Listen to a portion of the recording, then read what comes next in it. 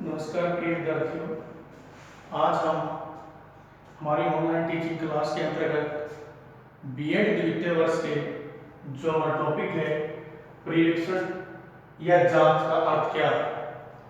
परीक्षण और मूल्यांकन एक ऐसी प्रक्रिया है जिसके अंतर्गत हम परिणामों की जांच कर उनमें सुधार करते हैं और सुधार करने के साथ साथ यह एक ऐसी उपयोगी प्रक्रिया है जिसमें हम छात्रों के गुणों का आकलन कर या उसकी पड़ताल कर धीरे धीरे उसकी कमियों को रिमूव करते हुए, कमियों को दूर करते हुए सकारात्मक गुणों की ओर बढ़ाते जाते हैं।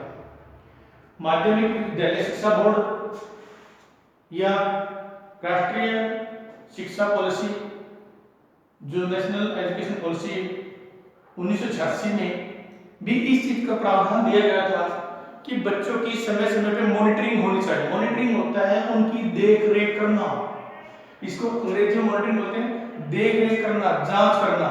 यदि बच्चा कार्य कर रहा है, अध्यापक उस कार्य को उसी समय जांच कर लेता है तो उसमें कमियों की जो गुंजाइश है वो नामात्र की होती है। अगर हम बात करें अध्यापक जिस समय कक्षा में होता है, कक्षा में होने के साथ साथ बच्चों को मॉनिटरिंग करता है, कौन बच्चा लिख रहा है, कौन बच्चा शरारत कर रहा है या किस बच्चे ने किसके साथ क्या क्या शरारतें कर रहा है, कोई हैंडराइटिंग है वो साफ है या नहीं है, जो सबक बताया गया है वो सही लिखा है या नहीं लिखा है। अगर अध्यापक इसकी साथ साथ जांच कर ले तो उन सभी कुरीतियों को या जो बच्चे में कमियां कहेंगे उनको हम दूर करने में सक्षम होंगे। यही मॉनिटरिंग है कि मॉनिटरिंग होता है कि जांच करना, जांच करने के साथ साथ उसमें सुधार करना। और इसमें परीक्षण की विधियां, विशेषताएं क्या क्या है, उनमें सबसे पहले है निरंतर प्रक्रिया। जो मूल्यांकन और परीक्षण है एक निरंतर चलने वाली प्रक्रिया है। हम ये नहीं कह सकते कि जांच कुछ समय के लिए होती है, नहीं, जांच बच्चे में सुधार करने के लिए बर्थ टू डेथ तक चलती रहती है। क्यों? छोटा बच्चा तो बेटा ये ऐसे नहीं करना, ये चोट लग जाएगी, बेटा ये काम नहीं करना, हाँ बेटा ये अच्छा काम नहीं कर सकते हो, तो वो सारी की सारी जांच, यानी हम उसको मॉनिटरिंग कर रहे हैं, देख रहे हैं, तभी हम उस चीज के बारे में बता रहे हैं कि ये ऐसा अच्छा है या करिए बुरा है। तो यही ये निरंतर प्रक्रिया है, ये कंटिन्यू प्रोसेस है, चलता रहता है। जवाबदेही, जब मॉनिटरिंग की जाती है तो वहां पे विद्यालय की खासकर मैं बात करूंगा, विद्यालय में जब मॉनिटरिंग की जाती है प्रिंसिपल के द्वारा, तो प्रिंसिपल में जवाबदेही होती है पेरेंट्स के प्रति और टीचर की जवाबदेही होती है प्रिंसिपल के प्रति। तो अगर टीचर क्लास में बच्चों को प्रॉपर्ली मॉनिटरिंग करेगा, देख रेख करेगा, तो वो अध्यापक जो अपने बच्चों को मॉनिटरिंग करके जो रिपोर्ट है वो प्रिंसिपल को प्रॉपर देगा। यानी प्रिंसिपल समय समय पर अध्यापक से उसके छात्रों के बारे में विवरण मांग सकता है कि किन बच्चों में क्या सुधार हुआ है, सुधार नहीं हुआ तो क्या कारण रहा है, और सुधार करने के लिए हमें क्या क्या करना चाहिए। ये सारे का सारा जवाबदेही करते हैं। अध्यापक की जवाबदेही होती है प्राचार्य के प्रति या अभिभावकों के प्रति। तो मॉनिटरिंग करना अनिवार्य होता है, मॉनिटरिंग में जवाबदेही का भी एक प्रोविजन है।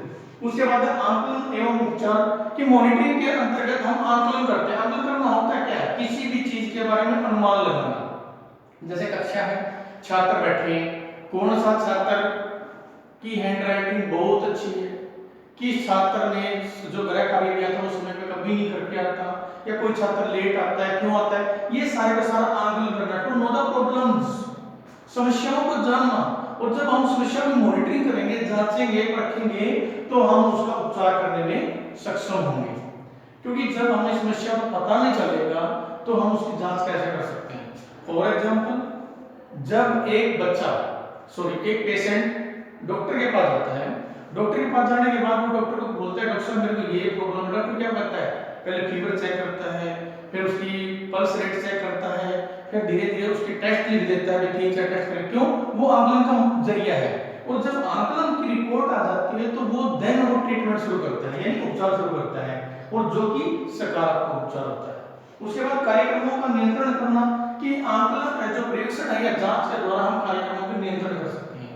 कार्यक्रमों में उपद्रव ना फैले, कार्यक्रम समय पे समाप्त हो, कंप्लीट हो, कार्यक्रम प्रभावी कैसे हो, यानी जो बीच में जिन कार्यक्रमों की आवश्यकता नहीं है कार्यक्रमों से उनको धीरे धीरे कम कर देना, ताकि छात्रों के लिए या अभिभावकों के लिए या अध्यापकों के लिए या अन्य देश के लिए जो चीज सबसे ज्यादा सामग्री की जरूरत होती है उसको हम प्रस्तुत कर सकते हैं। गतिविधियों में सुधार। गतिविधियां क्या है? जो हम गतिविधियां करते हैं, यदि हम जांच करते रहेंगे तो उनमें सुधार होगा। फॉर एग्जाम्पल, भाई भाषण प्रतियोगिता होनी है। भाषण प्रतियोगिता में क्या करते हैं, कोई स्कूल की या कॉलेज की एक टीम बनाई जाती है। टीम बनाने के बाद वो यूनिवर्सिटी में प्रेजेंट करने जाएगी। यूनिवर्सिटी में जब वो टीम प्रेजेंट करने जाएगी तो वहां पे एक चीज देखी जाती है कि भी आपका बच्चे जो इंचार्ज टीचर होता है वो बच्चे से पूछता है बेटा आपने क्या क्या स्पीच बोलना है, और बच्चा उसको बोल के बताता है। तो अध्यापक क्या करता है, कुछ वर्ड को हटा देता है, कुछ नए वर्ड जोड़ देता है, ताकि उसकी गतिविधि में और ज्यादा प्रभावशाली आए। नेक्स्ट है शिक्षक एवं प्राचार्य में तालमेल, की जो मॉनिटरिंग होती है वो अध्यापक और कहीं ना कहीं जो प्रिंसिपल है उन दोनों के बीच में तालमेल स्थापित करने में भी सहायक होता है। तो ये सारी क्या थी विशेषता परीक्षण की। उसके बाद परीक्षण के लाभ क्या क्या है? इसमें लाभ में सबसे पहला आता है उत्तरदायित्व की भूमिका का निर्वहन, कि जो परीक्षण है अगर जांच करेंगे तो हम अपने उत्तरदायित्व, चाहे उसमें छात्र कहीं या अध्यापक कहीं, दोनों अपने उत्तरदायित्व से अवगत होते हैं। टीचर बच्चे को ऑब्जर्व करता है कि बेटा आप पढ़ नहीं रहे हो, तो बच्चे क्या करते हैं, चित्र देख के पढ़ना शुरू कर देते हैं, यानी उन्हें अपने उत्तरदायित्व का आभास होता है।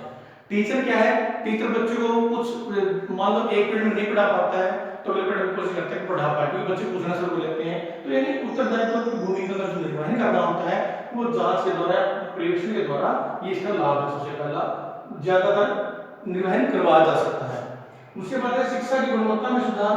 जो परीक्षण है यदि हम जांच करेंगे, समय के समय पर जांच करते रहेंगे तो धीरे धीरे जो हमारी क्वालिटी एजुकेशन है उसमें हम सुधार कर सकते हैं। गुणात्मक शिक्षा को बढ़ावा दिया जा सकता है।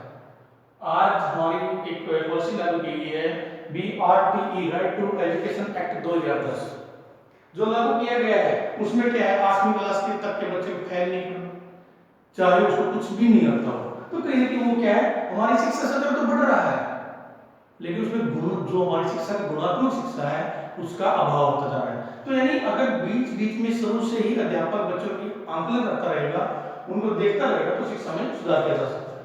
उसके बाद है प्राचार्य की जवाबदेही में सहायता, कि जो प्राचार्य की जवाबदेही किसके प्रति, मैनेजमेंट के प्रति या अभिभावकों के प्रति या सरकार के प्रति।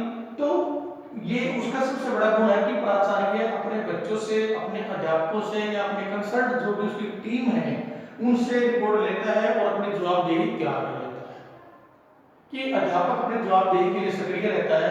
क्यों रहता है? क्योंकि अगर हम बात करें कि जैसे टीचर से प्रिंसिपल पूछेगा जी इस स्टूडेंट के पेरेंट्स आए हैं तो उसकी फीडबैक दें, तो टीचर किसको फीडबैक देगा, प्रिंसिपल को देगा, प्रिंसिपल किसको देगा, अभिभावक को देगा, यानी इसलिए सहायता करता है। उचित शैक्षिक वातावरण, उचित शैक्षिक वातावरण क्या होता है कि जो परीक्षण है वो शिक्षा सत्र में सुधार के साथ साथ बच्चों की रुचि उत्पन्न करने में सहायक होता है। क्यों?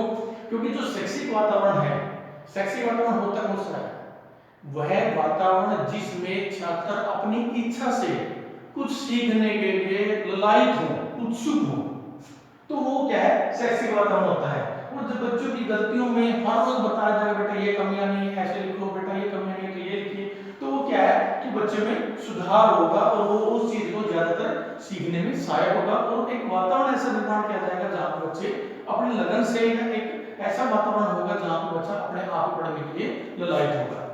फॉर एग्जाम्पल, आप यूनिवर्सिटी में जाएं, लाइब्रेरी में हो, आप बैठे हो, बच्चों को देखिए, इनर मोटिवेशन होती है कि क्या मैं भी पढ़ सकता हूँ, मैं भी कुछ समय का यूटिलाइज करूँ, पढ़ूँ, तो अपने समय का सदुपयोग कर सकता है। लास्ट इसमें छात्रों में सृजनात्मकता का विकास। सृजनात्मकता होती क्या है? To provide the unique ideas, अद्भुत और अनूठे विचारों का निर्माण करना ही सृजनात्मकता कहलाती है। यानी एक ऐसे विचारों का निर्माण करना जिसके समतुल्य कोई दूसरे विचार ना हो, अनूठी ही नहीं बोलते हैं। और छात्रों में क्या है कि अध्यापक, टीचर या जो भी स्कूल है, कॉलेज है, महाविद्यालय है, यदि समय समय पर बच्चे की गतिविधियों का आकलन करते रहेंगे या उनमें जो कमियां को सुधार करते रहेंगे तो बच्चे में सृजनात्मकता यानी नवीन विचारों को निर्माण करने की योग्यता विकसित करने में सहायक होगी। यानी ये प्रयोगशाला लाभ थे। अब आता है प्रेक्षण एवं मूल्यांकन घटक। घटक क्या होता है? कंपोनेंट, जोड़ने वाले, जिसके ऊपर वो चीजें टिकी होती हैं कि कौन कौन से घटक होंगे। जैसे अगर हम बात करें कि भी रोटी बनाने के लिए किन किन घटकों की आवश्यकता होती है। रोटी बनाने के लिए आटे की आवश्यकता होगी, पानी की आवश्यकता होगी, कहीं ना कहीं गैस की आवश्यकता होगी, साल्टी रखनी है तो उसमें साल्ट की भी आवश्यकता होगी। यानी भिन्न भिन्न वो सारे के सारे घटक हैं। किसी भी चीज के निर्माण करने के लिए, प्रभावी बनाने के लिए किन किन पहलुओं की आवश्यकता होती है वो घटक कहलाते हैं। और इसमें सबसे पहला स्कूल रिकॉर्ड रखने की प्रणाली। जो पर्यवेक्षण या मूल्यांकन प्रणाली है वो स्कूल के रिकॉर्ड को मेंटेन करने की सबसे सर्वोत्तम प्रणाली है। क्यों? स्कूल का रिजल्ट कैसा रहा, स्कूल में किस बच्चे ने टॉप किया, ये सारा का सारा रिकॉर्ड रखा जाता है। स्कूल में रिकॉर्ड रखने की जो प्रणाली है वो मूल्यांकन के द्वारा ही संभव हो सकती है। उसके बाद सांख्यिकीय डाटा प्रणाली। सांख्यिकीय डाटा प्रणाली क्या होता है कि जो मूल्यांकन और परीक्षण है या मॉनिटरिंग है उसके द्वारा हम सांख्यिकीय आंकड़ा प्रदान कर सकते हैं। सांख्यिकीय आंकड़ा क्या है कि भी बच्चों को हमने एक टेस्ट करवाया, उस टेस्ट में से हमारे कितने बच्चों ने 90% से ऊपर या 95% से ऊपर अचीवमेंट दी, या किन बच्चों ने विद्यालय के रिजल्ट में या सॉरी बोर्ड के रिजल्ट में, विद्यालय के बोर्ड के रिजल्ट या यूनिवर्सिटी के रिजल्ट में हमारे बच्चों ने किन बच्चों ने टॉप किया और उनके कितने परसेंटेज थे। यानी वो डाटा प्रदान करना, कितने बच्चे हमारे विद्यालय से या महाविद्यालय से पढ़ने के बाद गवर्नमेंट जॉब में, प्राइवेट जॉब में या कहीं ना कहीं राष्ट्रीय सेवाओं में कहां कितने बच्चे सिलेक्ट हुए हैं, वो सारा का सारा मॉनिटरिंग या मूल्यांकन प्रणाली के द्वारा ही डाटा इकट्ठा किया जा सकता है। संसाधन प्रबंधन प्रणाली। संसाधन प्रबंधन प्रणाली वह होता है कि भी संसाधनों को उपलब्ध करवाना। एक डॉक्टर होता है, डॉक्टर ने इलाज करना है, डॉक्टर ने किसी बच्चे का फीवर चेक करना हो तो क्या उसके पास थर्मामीटर होना अनिवार्य नहीं है? वो अनिवार्य है। ठीक उसी प्रकार अध्यापक को कक्षा में पढ़ाने के लिए भिन्न भिन्न प्रकार के उपकरणों की आवश्यकता होती है, मूल्यांकन करने के भिन्न भिन्न उपकरणों की आवश्यकता होती है।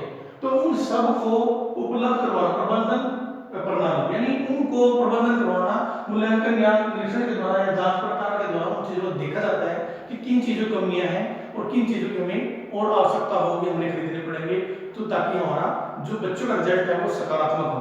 तो वो सारी चीजें प्रबंधन करवाती है। उसके बाद प्रदर्शन या प्रदर्शन मूल्यांकन प्रणाली। प्रदर्शन मूल्यांकन प्रणाली क्या होती है? भी डेमोन्स्ट्रेशन करना है कि प्रदर्शन आप कितना अच्छा कर सकते हैं। यहाँ पे सीधी सी भाषा में बात कहूं, एक बहुत अच्छा सेल्समैन की बात होती है कि सबसे अच्छा सेल्समैन कौन सा होता है। आप एक फ्रूट की रेडी देखते हैं कभी सब्जी मंडी में या कहीं पे, वहां पे क्या होता है कि भिन्न भिन्न प्रकार के फ्रूट रखे होते हैं।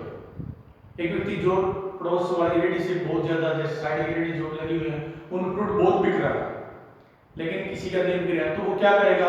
वो आवाज लगाना छोड़ेगा जोर से, 20 रुपए किलो, 10 रुपए किलो, 15 रुपए किलो वो लगाता ना, तो लोग आकर्षित होकर आते हैं, फ्रूट भी अच्छे उधर मिल रहे हैं, तो वो बाद में क्या करेगा? ये नहीं, ये वाले इतने भाव है, ये तो इसी भाव है। यानी वो क्या है? प्रदर्शन है आपका, कि आप अपने प्रदर्शन के द्वारा सामने वाले के ऊपर प्रत्यक्ष रूप से कितना या अप्रत्यक्ष रूप से कितना प्रभाव छोड़ते हैं, ये उसको भी मापने की प्रणाली जाती है।